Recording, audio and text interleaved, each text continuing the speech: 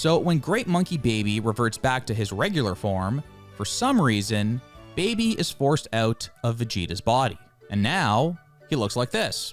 Yet another design for Baby. Here's the full rundown. Nakatsuru is a beast for this. Like, you think that's enough? How many is that, 8?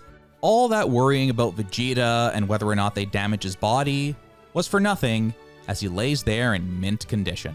Then he gives Goku a nice big smile. He's seeing Goku has achieved a new form of Super Saiyan and probably thinking, enjoy yourself, dog. You bitch, fuck you. Meanwhile, Baby tries to escape, but Goku ain't having it. He fires a Kamehameha into the sky at his ship, which is speeding away way into the distance. God damn, look at the aim on that. Goku is one hell of a sniper. He fires Baby into the sun, and bye-bye Baby. We get this pretty cool little shot of him blowing up and getting atomized, and he's gone. The Baby saga finally, mercifully, comes to an end.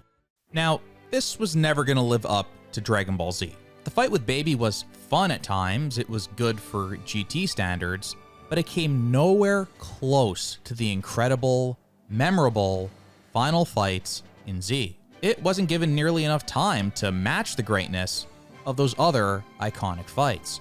They rushed through so much of it. And then we have the cherry on top of the shit sundae, the final blow.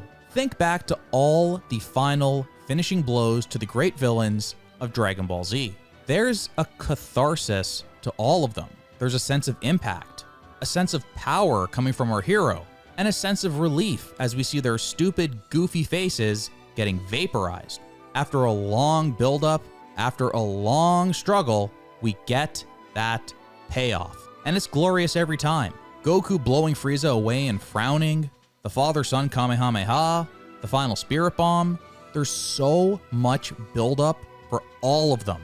And it feels so good when they finally land and atomize the bastard on the receiving end. The GT team completely screws all of this up with Baby.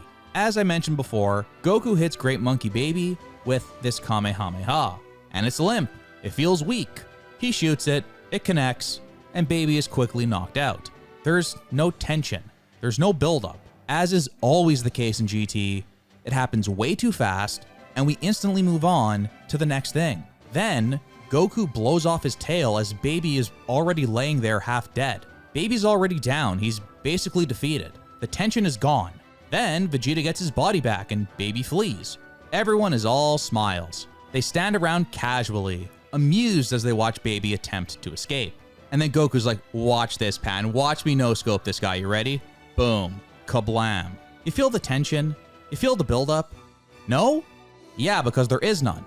After everything that happened with Baby, all the awful shit he did to Goku, his family, friends, and the entire Earth, that's how you end it?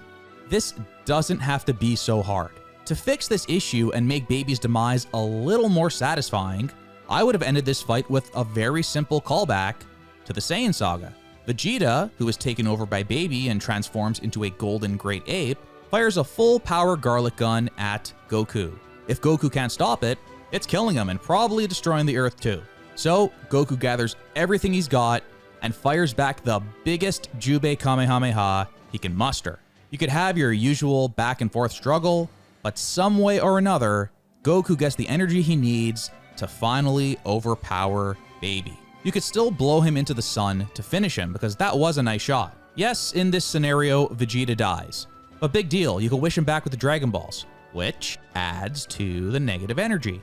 I think ending this major arc on a strong note and killing our first major villain in a big, bombastic, and satisfying way is far more important than saving Vegeta's body.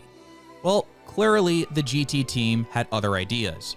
So we end up with this strange, poorly paced, disjointed, and unsatisfying ending where Goku has to eject Baby from Vegeta's body first, then finish him as he's trying to run away. It's crap. Or hey, how about this? Someone manages to get the holy water into Baby's mouth, and he gets ejected from Vegeta's body. So now he'd be like this blue Baby, right?